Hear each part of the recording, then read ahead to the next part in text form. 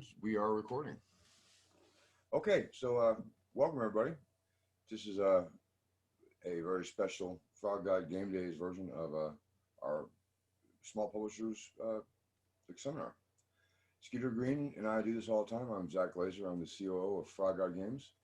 I've been doing RPG publishing in various capacities since 2012.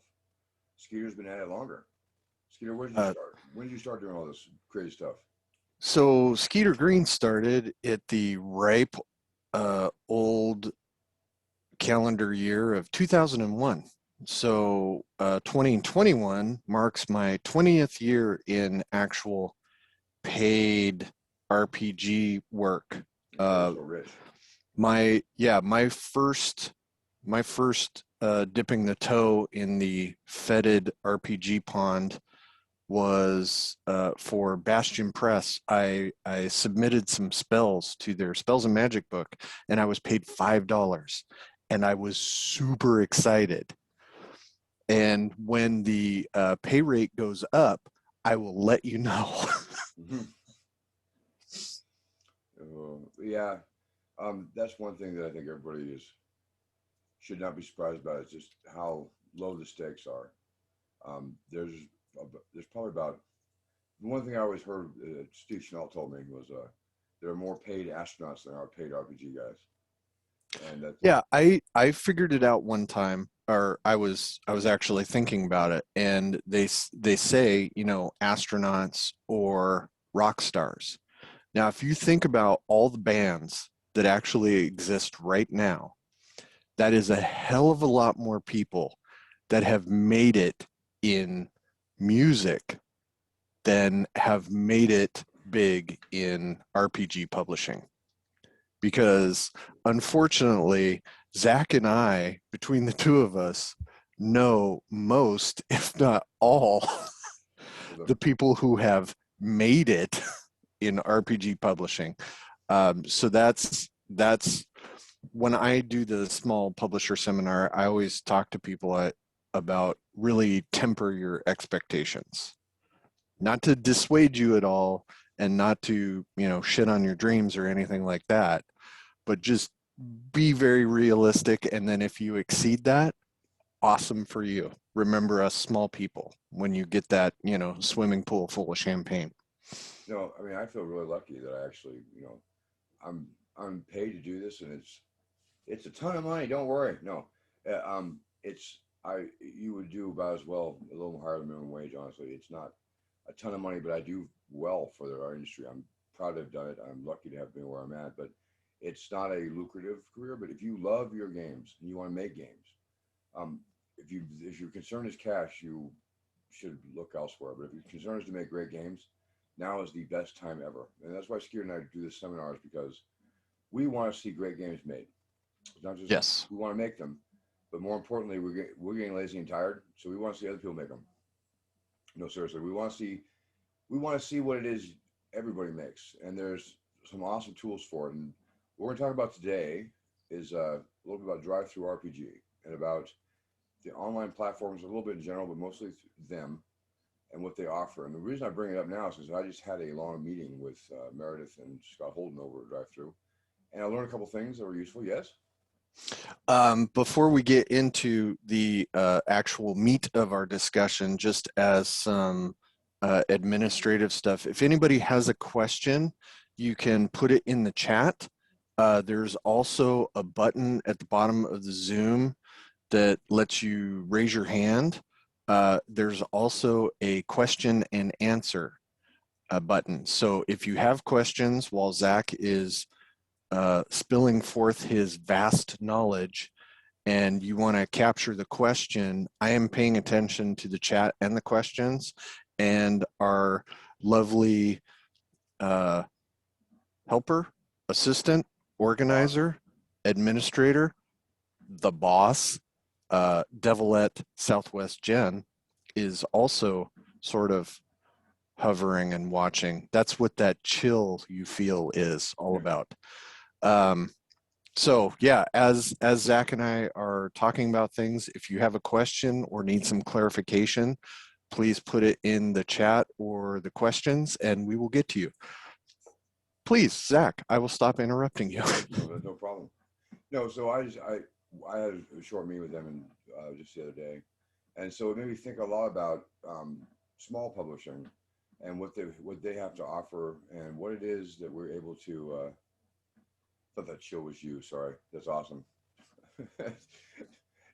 No, and what they have to offer small publishers. And when I started doing this, I made a box set. That was me.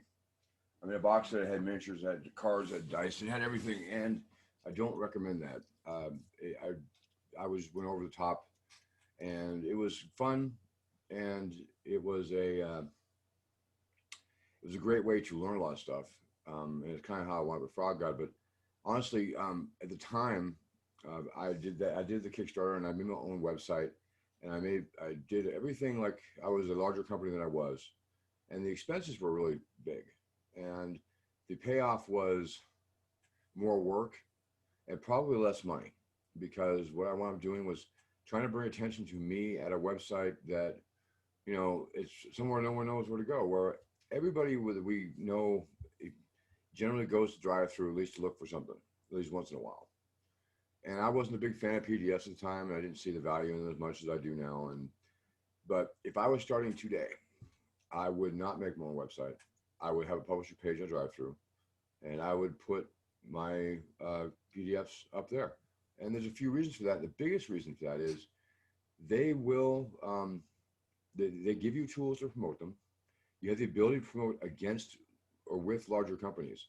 So if Chaosium and has a product on what they call it, like the deal of the day, or has a banner or the ad that has their product on it, you get to do it too, because they have a look at internal economy with promotion points that you can read about if you go there as a publisher. But it's like you don't get left out if you're small.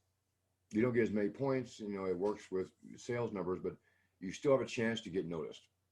And when I was, yep, go ahead, Skeeter.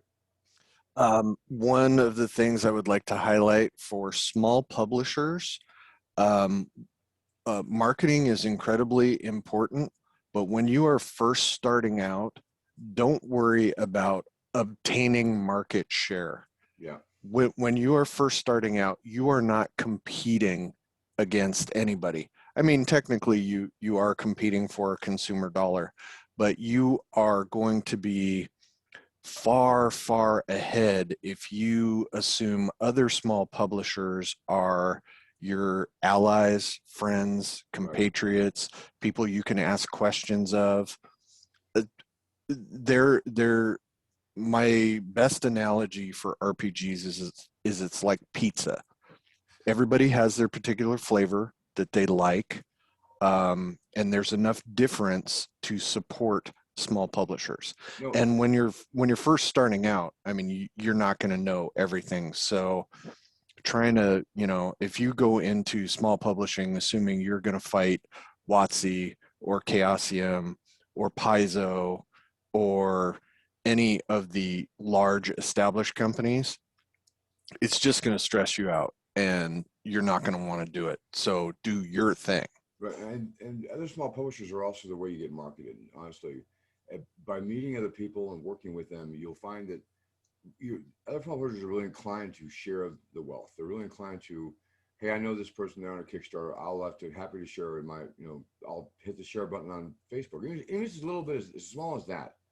I met them or I talked to them and I think they're really cool. And if they don't even like your style of product, they still want to see other people succeed. I mean, we do it. Right.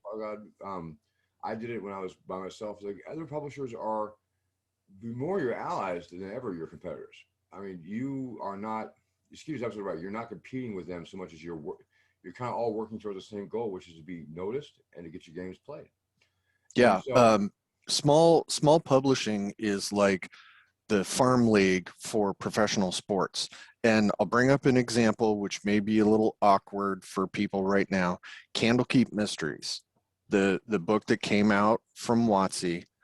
Some of the authors in that book got noticed by doing things in the DM's Guild, or they self-published some things and it was high enough quality and they showed enough dedication that the big guys said, hey, that person looks like they may have an idea.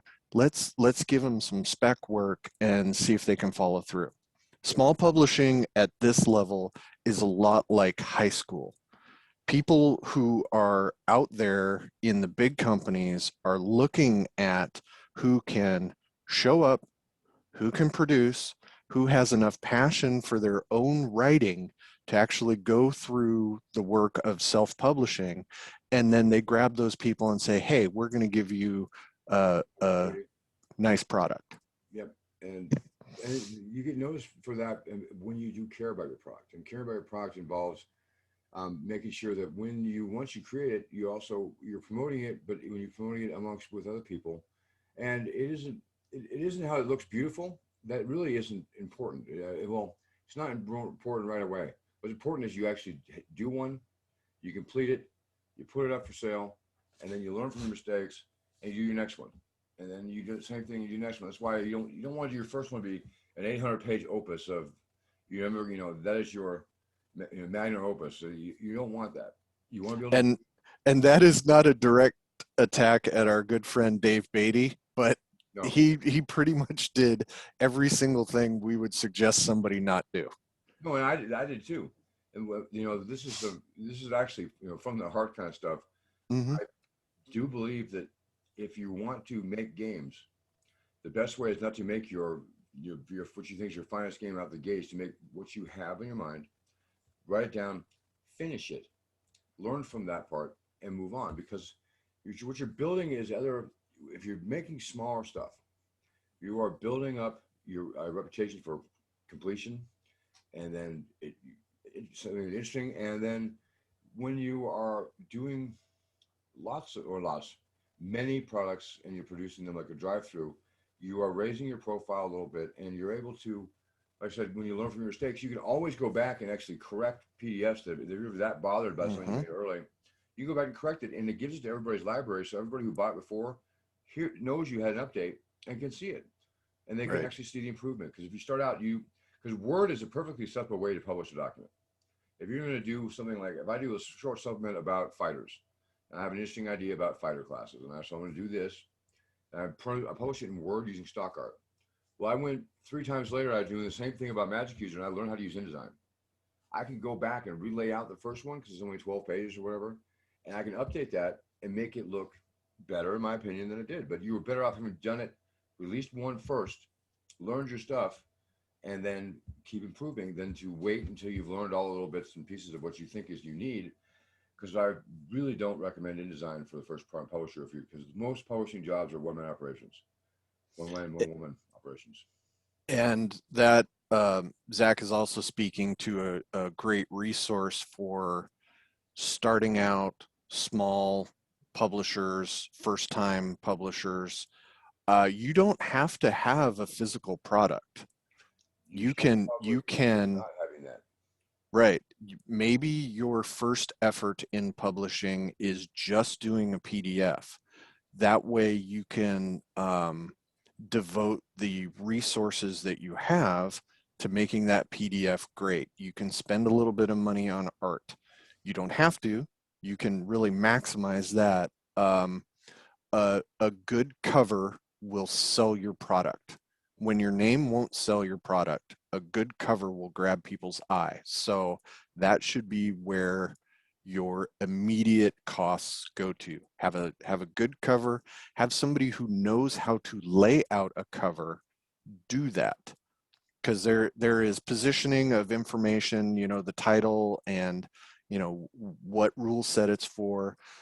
There are certain arcane systems of doing that to maximize the eye grabbage.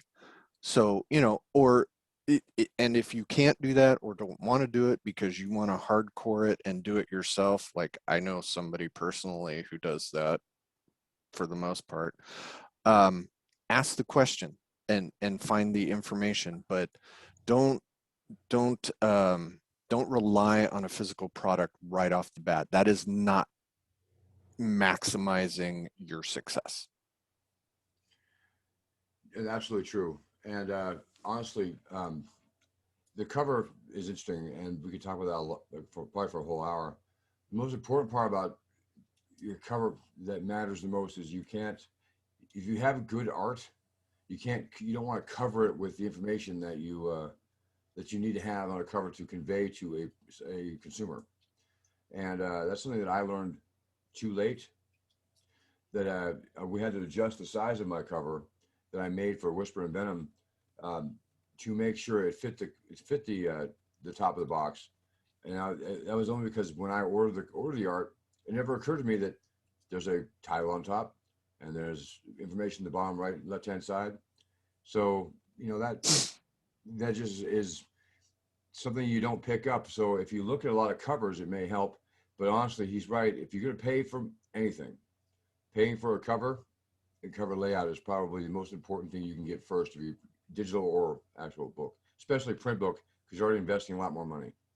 But that's a Right. deal. We have some questions about cartography or some discussion about it. So we can talk about cartography a little bit. Um, Lots of people enjoy cartography, get the word out and see it, make connections. Yes, there are a lot of cartographers out there who actually are looking to be noticed as well. Nobody gets paid in exposure bucks, but there are people that you can look for to try to find that will work for pretty inexpensively to see your vision come true with that. And my biggest recommendation for that is a place called the Cartographers Guild. It's a website, a forum. It is the be all end all of map making. They really go to argue about how rivers flow and how coastlines actually look like, and what a marsh would look like inside of a red bend in a river. I mean, honestly, these people care a great deal about cartography. So if you're looking to find somebody you don't know anybody, there's a place there where you can like look for paying jobs, and they get requests from fiction authors, from video game people, you name it. And so that's where I would start for something like that. Yeah. So for everybody who's starting out, there's somebody else doing a specialty part of RPGs that is also starting out. And while you may not necessarily want to just blindly ask somebody, hey, you want to draw a map? Um, ask for referrals or references from somebody else. You can always ask another smaller publisher, hey, who did your map? Grab a PDF and look at the credits page of a PDF. You'll find out who the artists are, who the cartographers are, who the layout people are, who the editors are, all of that stuff. Start compiling a list of people to ask questions. It's not always going to work out, but having that list is very important. And cartography too. I know Dyson Logos has lots of commercial licensed maps you can use for free. I mean, there are people who have made these available for you. That if you don't have a vision for what the inside of your dungeon project looks like, that may give you a start place, and then you can use that as your map for the process, because people respect his maps. They respect other people who do those and they understand using them. And so, honestly, it's a good thing to take advantage of what's around to save yourself a little money and learn what you're doing. And those kinds of things do help. They absolutely do. This is not like a presentation for a lot of jobs that we have to go to during the day. Your first product doesn't have to be a home run. It has to be done. Yeah, I mean, I learn stuff every time I've done a product. I did a shitload of products for Frog God Games. I was very involved in the production of a lot of books that were small, medium, and large. And the impetus for me to start SGP was I wanted to know if I could do this on my own. There was a great team even before Zach was part of Frog God Games. There was a great team there and a lot of good infrastructure. He made it infinitely better, but I had to know if I could do it without that kind of team. And the results have been bumpy, but I think a lot of really good. I've been able to put out some really good stuff, and I think small publishers can put out very fine work. And as it's like a sport. The more you practice, the better your stuff is going to be. And Um, I don't know anybody who's ever judged so ever judge a publisher by his first or second or third work. Like I look at some people like James Spahn has done 200 different pieces on drive-through, only using like Microsoft Word for his um, layout. Yet they're awesome, and no one judges him by one. They see one of his and go, that Spawn's no good. They actually realize that being prolific means sometimes something's not for you, but you still can respect the actual effort going into it. Yeah, I mean, if you want to judge something, judge a company by their top shelf work. Don't judge them by something that just came out, or a first effort. When somebody says this is the best I've ever done, then you can look at it and go, wow, yeah, this is really nice. Or yeah, don't quit your day job. And that is a personal preference. I have looked at some game books and thought to myself, oh shit, I am not buying this. I am not interested. And then some of my very close friends look at this and they go, God, this is so great. It's like, okay, pizza, different flavors. And quite frankly, places like Drive Through RPG had in the 20,000s of titles. I think that's what they told me. It was beyond amazing how many there were, and there's stuff for everybody, and there are very specific things that I've purchased on there just because I needed them. I wanted to know. Like I had one time I bought a table for enchanted furniture, and I really wanted some ideas there for something I was working on and writing. And I bought that. And I could have been one of 12 people who bought that. I could have been one of 100 people. I don't know. But I know that's what I needed right there at the time. So if you have an idea and you think it's interesting, if you Yeah. make it up as 2 pages long and you put it up, people might want that and really need it. And you never know who's buying it. I mean, I contacted the guy looking for more tables and he never actually got back to me. But the fact that I saw it on there, I'm like, I wonder if he could write some more stuff for me like that. Because I was in the purchasing mode, and you just don't know who's gonna see it, and you don't know who will be impressed by it, or who will want to incorporate it, or just who might find it wonderful and send you a letter that makes you feel like it was all worth it. So sometimes the best feedback that you get is someone who played the game and really, really liked it, and they tell you about it, and then you're like, this was all worth it, because the whole point of doing this was to have other people play games that you actually or use your products that they believe in. Yeah, and even after you publish something, say you decide to publish a adventure module, that's your thing. It goes relatively well. You get set up to publish another one, another idea or something. If you have a small idea for doing, like Zach said, enchanted tables, magical furniture, something like that, you can always do that as well. Going back and publishing something small, even as, a PDF only release, that is perfectly fine to get your library of material out there. We have somebody we both know who is at least one step over our level, Phil Reed. He puts out a number of PDFs and um, small printed books that are idea generators. Yep. And I mean, that's just because he has a creative output that's way over mine. So he's always trying to do stuff, but he also does a lot of big books. Well, Owen Stevens is another one. Um, Yeah. he worked for Paizo and did Pathfinder work. He was one of the top developers of Pathfinder, but he was a Rogue Genius.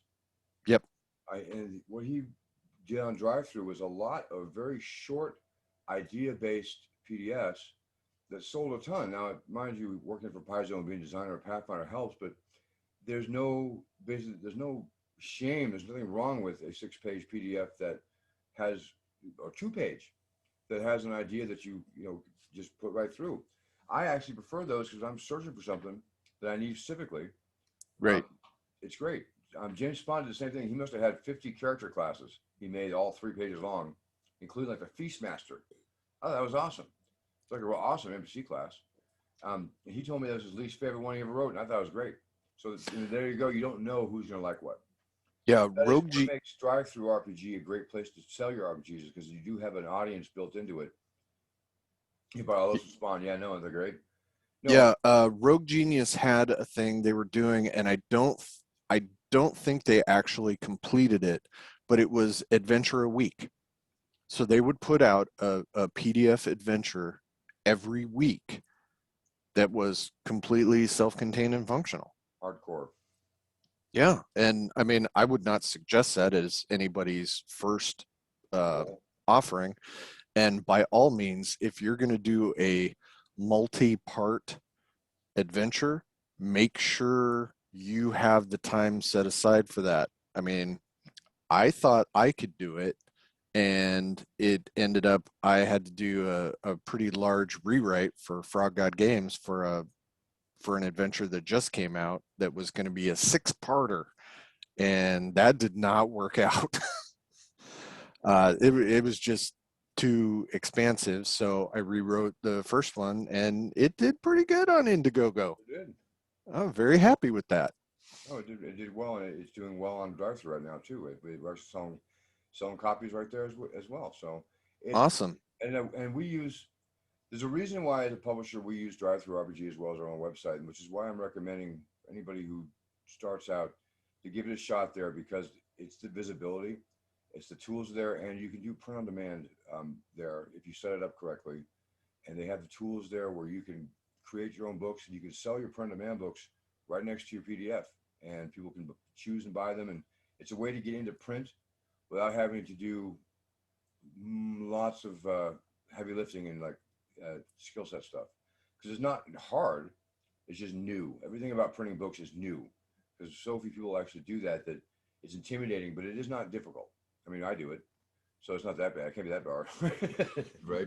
But it is new. There's lots of little things you have to know. Drive through makes it much easier because they give you the tools and the FAQs, and they want you to print with them, and they want you to learn how to do it. So they have videos and they have all the kinds of stuff to teach you how, Right. and it makes sense. So if your goal is for a printed book, it's no reason not to go through Drive Through RPG, the PDF headquarters of the world, because they do print books. They print POD, and you don't even have to be exclusive with them to print their books. So you can have your own website and do what you want, but you can print through them, no problem. So And those are just because you have some experience in uh, RPGs and maybe you've done it for 20 years and maybe you have worked your way up from doing stat blocks to becoming an author doesn't necessarily mean you know everything about the production and printing side. As I can say, when SGP got their second book printed, I was given a virtual proof copy, which looked great. However, what I ordered was a hardback book, and what I got was a perfect bound book because, in that particular printer's terminology, those were the same. And they are definitely not the same. So sometimes there's an oops and a misunderstanding and a communication breakdown that's not really anybody's fault. So these things happen. So if something goes sideways or blows up on you, do not feel like you're alone or you made a mistake or you're not good at this. Things happen, and they will always happen. I mean, big companies like Frog God Games have books that are shipped in and then get stuck in customs for X amount of time. It happens. Um, we're stuck in customs right now. So acts of God happen in the supply chain. Um, there are printer miscommunications. Necromancer Games was one of the jokes we had for the longest amount of time was the reprint of a book cover came out in an entirely different color. It was exactly the same. which one? It was one of the One Night Stands books, I think. Okay. One had sort of a purplish The first printing had sort of a purplish color, and then the next one was like, well, this is red. You know, it is stuff like that just happens. But actually, Zach had said he wanted to talk about a specific part of the production process, which is paper. And I'm going to say, as uninteresting as this actually seems, there are some excellent reasons to have this discussion while you are deciding what to print.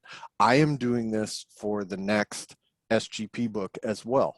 I'm trying to figure out some paper weight and ink quality. So yeah, we're going to dive into this and then take some questions. I'm not going to make it real long because I think that it can become really boring fast. But I'm going to say a couple of bullet point things that really matter. There's a huge difference when you choose paper quality. We print our hardcover books with a paper quality that's got the weight is not real high, but they're coated with a special kind of coating. They're glossy. They look kind of like a magazine or textbook interior. They are expensive and only be done in certain places. So that is usually out of range with small publishers. I like it. We have people who prefer Matt Finch, for example, hates glossy pages, right? You don't know. It's really that part's got a matter of taste, but that's a little bit outside the discussion. When you look at like a POD, you have choices between what they call premium color, 70-pound paper, and then you have black and white, which comes on pretty much the same type. What matters when you do with color and the paper size, so you have 100-pound paper or 70-pound paper, is really comes down to how the color appears on it. It's something called dot gain. And it's when you actually, the color will seep into the paper, and how the paper absorbs this color will make a difference between a very clear color image and a kind of a muddy one. Okay. And we can give an example of Skeeter. Do you know the Tome of Horrors 4? I am very familiar. With that one has the art is, the art's actually, the quality of the art's really great, but some of the pieces of art, because of how they were drawn and how they wound up on the kind of paper we used, kind of muddied it up a bit.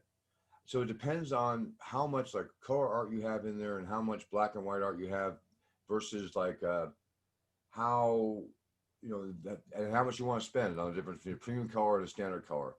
And if you're doing black and white interiors, I mean, that really isn't a problem. If you don't have the same kind of color, the way color is processed and printed, it doesn't matter. So, but if you have a color book, there's two differences between a premium one and a standard one. And one of them is a little glossier, and one of them is has a higher, like it'll kind of muddy up the art. But the real difference is one's $11 for 50 or for 100 pages, and one is $4. So you have to make decisions that have trade-offs, but they aren't. Neither one is a terrible decision. Matt prefers the 70, they call standard 70. That's his preference. So there are people who prefer a non-glossy matte kind of look that looks more like the books we had when we were younger. And then some people prefer the other. Yep. That's Skeeter Green. Question, or is that just you saying? No, that is one of the things that I'm struggling with, and some of this also has to do with the expectations of the consumer base for the rule set that you are releasing for. And what I mean by that is, if you are going to write a 5th edition WotC compatible book, if that is your goal, you are probably going to need color interior art, because the people who buy a lot of WotC products and a lot of fifth edition products, that's what they're used to seeing. And sometimes the consumer does not know they have to back their expectations off for a small publisher, that they just can't produce the same quality that Wizards of the Coast can, because they're a giant conglomeration.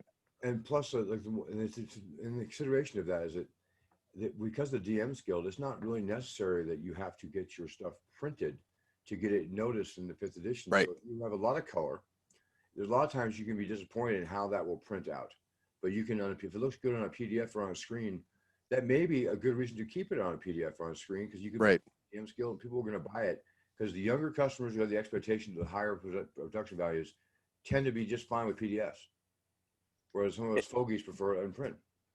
And there is now, if you are writing for one of the old school, which I'm not even going to say the whole thing because that, Yeah, but if you want to write for Swords and Wizardry or Dungeon Crawl Classics, Lord. or yeah, I mean any of the rule sets that kind of are trying to harken back and capture that 70s and 80s feel, you are absolutely fine going with black and white, and some of the consumers actually prefer that. Like Matt, he specifically likes a vibe. I really enjoy good black and white line art. I think that stuff is amazing. Where you got that from? Player's Handbook First Edition? Because I grew up with that. Oh, yep. Yeah, I started playing, I think, in 78 briefly. So, it was just past being on stone tablets. Um, so that was just that burned into my brain. I mean, you look at the Dungeon Master's Guide, the 1E Dungeon Master's Guide, it's it's gorgeous. I love that book. Um, the the Buy me one. the monster manual, all of those black and white pieces of art were so evocative. As politically incorrect as it is, if you look at the succubus drawing from the 1E monster manual, that was just it for 12-year-old little boy. So Yeah, no, that's stuff's true. But I think you find that you show those books to somebody who's in their 20s who'd never seen anything but a fifth edition monster manual, they wouldn't have the same response. yeah, I mean, so that's just one of the things that one of the considerations, besides all the other million considerations you have as a small publisher, is figure out what products are similar to what you want to do, and then that will tell you what you are able to do. Zach's idea of releasing, in DM's Guild or on drive through as a PDF only is fantastic. If you don't have to worry about print costs, you can take those resources and put them into art. Absolutely. Or whatever else. So we have about 20 minutes left here, Skeeter Green. Do we have any questions from the audience we want to answer? We do not actually have any live questions yet, but if anybody has anything they would like to ask, we can specifically address some questions. And it doesn't just have to be about paper or anything we've discussed. If you have a small publisher question that isn't absolutely insane, we can try to answer that for you specifically. Playtesting your idea before publishing. It's a great idea. Skeeter can talk about that a lot, because how many times you playtest Science Wizard, Skeeter, before you actually publish it? The level 1 of Crypt of the Science Wizard had maybe 3 or 4 playtests, and it shows there's some issues that people have overcome. The reason you playtest is to get a different perspective than yours when you're writing it, because you think things are going to go a certain way, and the minute you bring somebody with even a slightly different perspective in, they will come up with ideas you've never heard of in your entire life. So Crypt level 2 is in playtest right now this year. I have, as of I think last count, I've playtested it for 13 runs at virtual conventions, plus I have a weekly game that they kind of go in and then come out and go in and come out. So that has gotten extensive play testing, which has really caused me to change some things. It has caused me to change some of the monsters in there and some of the obstacles, and change the descriptions. And most of what the changes are is clarifications. So, like, I think I'm being clear. And that was one of the reasons why I would have my wife read the stuff that I was writing, because if the descriptions are clear to her, because she is a part-time gamer, if she gets what I'm trying to project, then that means I'm doing a pretty good job. If she says I don't understand what this means, then I need to go back, and it's either a rules question or sometimes I can gygax the shit out of a room and over describe it and be too verbose. And sometimes I will use words that she's like, I need to look this word up. And it's like, okay, it's out. Because in a description, I don't want you to have to look up, what does lucubration mean? We always think that we're so clever with words that, unfortunately, being clever with words is only fun for us. It's much better to be clear than it is to be clever. We have a question here about system neutral. System neutral books, is it better to print system neutral or to a system? That really depends. It depends on whether or not what your message you're trying to convene. A module obviously needs to be system specific, but if you're doing something like idea generators, or hey, here's a class, um, I think that picking a system that you really know well and going with that one is probably best. And 5e is a good choice, or one of the bigger ones for the old school essentials or swords and wizardry. Kind of, those are good choices. One of the things about expense, if you're doing it in PDF only, expense is much less. Honestly, Well, you can get. I actually have very strong opinion about the Well, system neutral or the system agnostic. Um, I understand the idea of uh, presenting the idea and then letting everybody, fill in the stats as they need. But what you are doing right there is you are shifting the responsibility to an already overworked GM.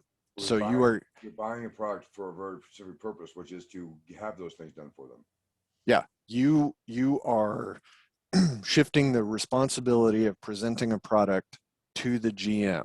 So you are giving them 75% of a product, which in certain things, for like settings or gazetteers of an area, that can be perfectly fine. Yep. You give them, populations. Oh, these people are generally law abiding, You or have a these family people. tables that have no have stats in them, but has like the idea who lives where. Yeah, that in that kind of situation, system agnostic is perfectly fine and probably to your benefit, because then you are giving to a wider base. So that's perfect. If you're doing a module, in my opinion, that's a cop out. You know, and for example, Crypt of the Science Wizard has been released for 5th edition Swords and Wizardry and a DCC MCC mashup. So there's 3 different versions of it, and that's my responsibility. If I want to um, present this to a customer base, I need to do the work. And I'm kind of lucky. I've been playing long enough. I can do that work on my own. Um, but I did have to have some people look over my 5th edition conversions just to verify that it was done, you know, per WotC and accepted. Be very, very specific about the rules that they know. Yeah. Not comfortable. There are people who will help and look that over. Oh yeah. Small publishers like who make stuff in 5th edition will often swap between each other. Hey, if you'll check this out, I'll check this other one out, because you never know what you miss. And that's why you want to meet other people who do these kinds of things. Especially if you have a very short adventure like 16 pages, it's not a problem for someone to take a look at the 6 stat blocks and the various other rules Right. for you. In return, if you'll do the same for them, if you know you have something to add, that's where you really get the advantage of having a network of people you know.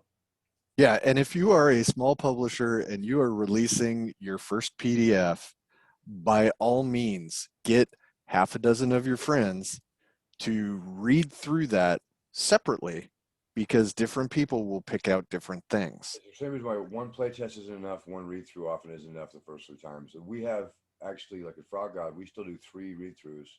And one of them is the copy editor, one of them is the content editor, and one of them is the converter. And if you count all the systems, you have 5 or 6.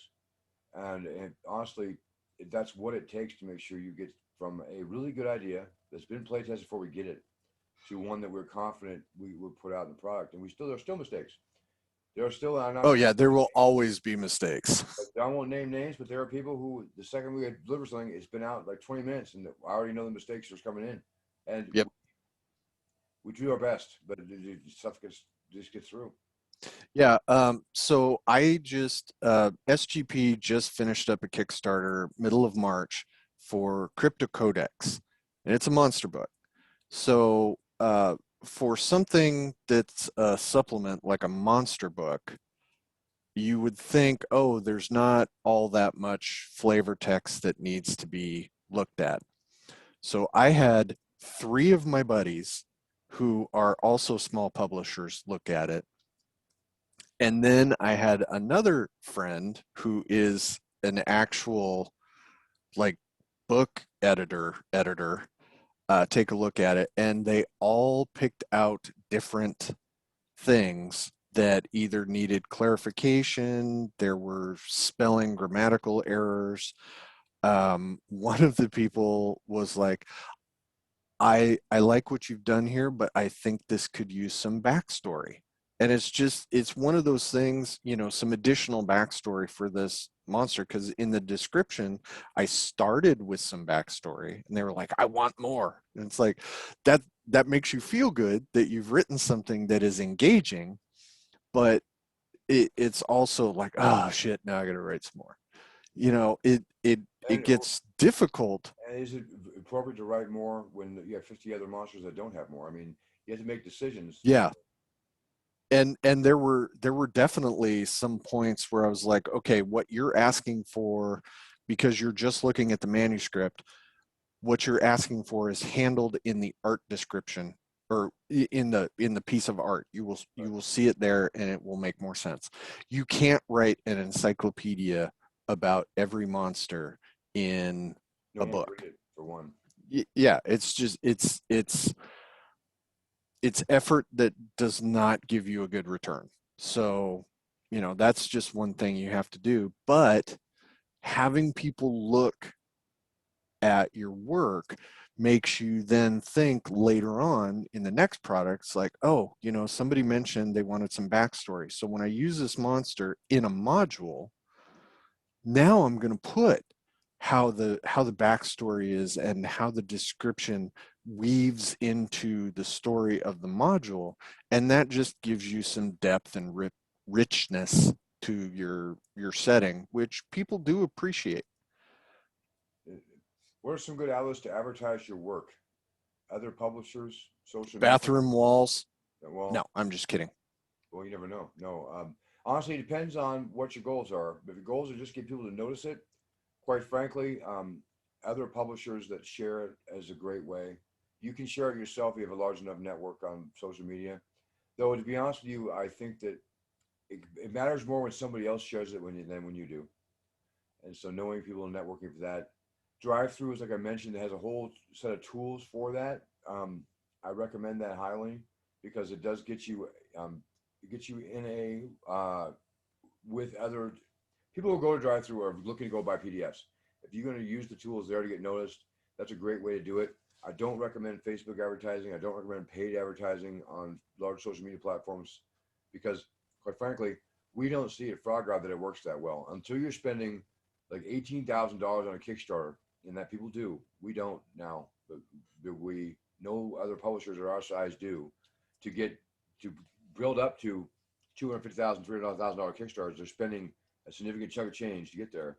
You know, we unless you're doing that, it's not worth the effort for paid advertisement. For word of mouth and if within your network is the way I'd go. Skeeter? Yeah, exhaust your free options. Put a message on Facebook.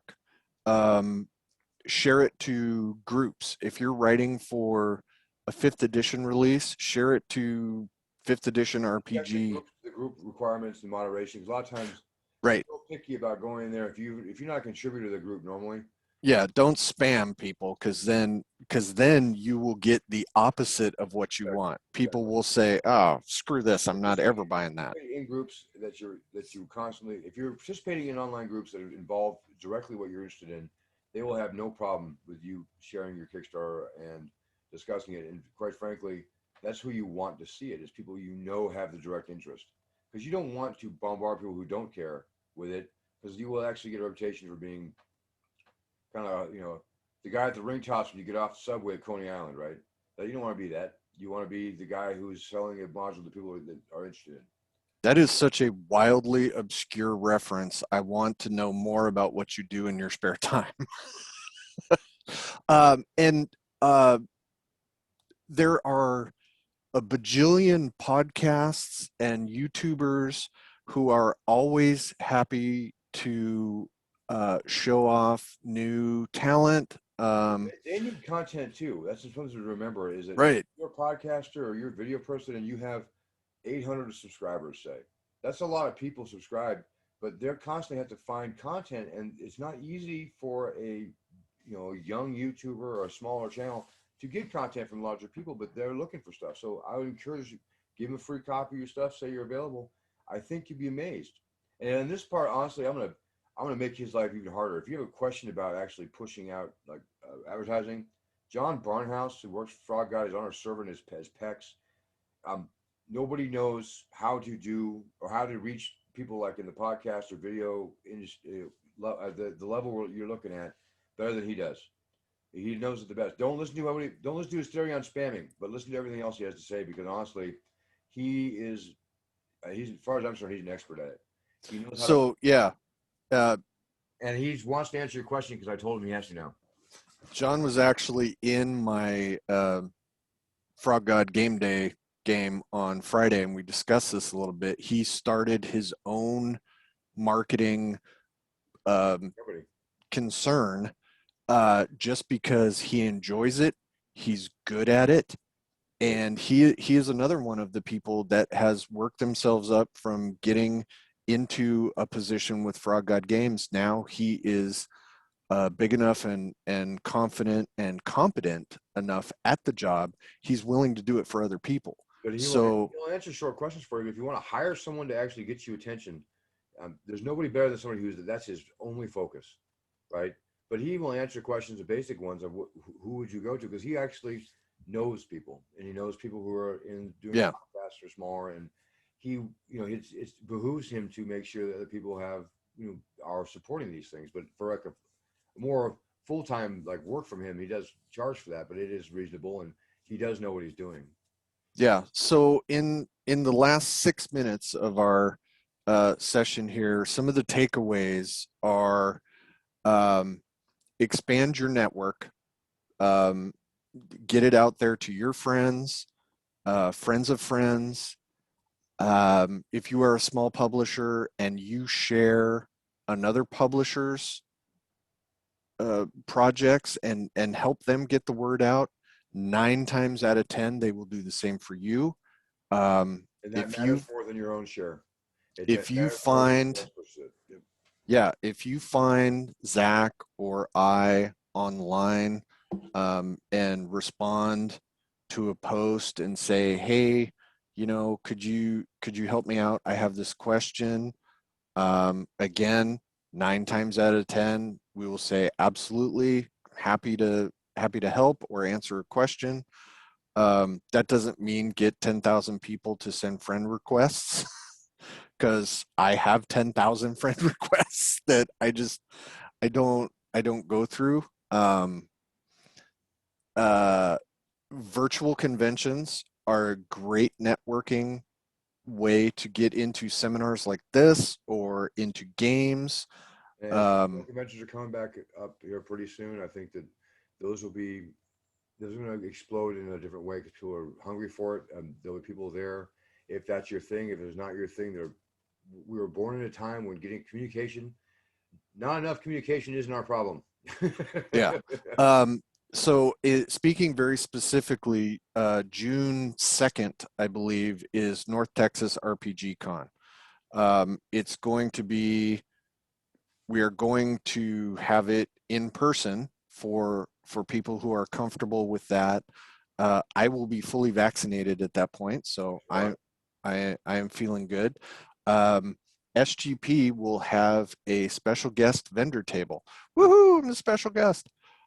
So please, if you are attending that con in specific or anything like it in your local area, feel free to approach tables and chat with people. If it seems like they are not swamped, go ahead and say, "Hey, can I ask you a There question?" are a lot of times they aren't swamped, even at giant conventions.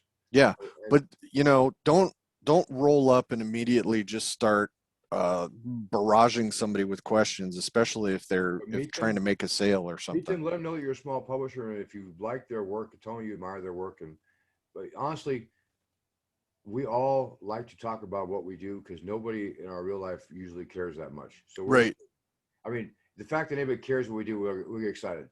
And so even at conventions where everybody, quote unquote, is in our industry cares what we do, a lot of people, when someone comes up and generally says, "Hey, I really like this book," the chances of you meeting and making an impression are much bigger. So do look into their work and look at who's Yeah. coming to the convention and see who's going to be a vendor and take a look at what they got because that's how you meet people. And people are going to want to talk about their products because that's what all we know. Honestly, we're at the point where our lives become pretty focused, and so we want to talk about that. We want to meet people like you. We do. So, well, All Skeeter, right. I think that sums it up. We have no other questions from the audience. Thank you all very much. Always fun. Always fun. If you guys keep showing up to this, We'll keep we'll doing it. keep doing them. All right. You have a great time today.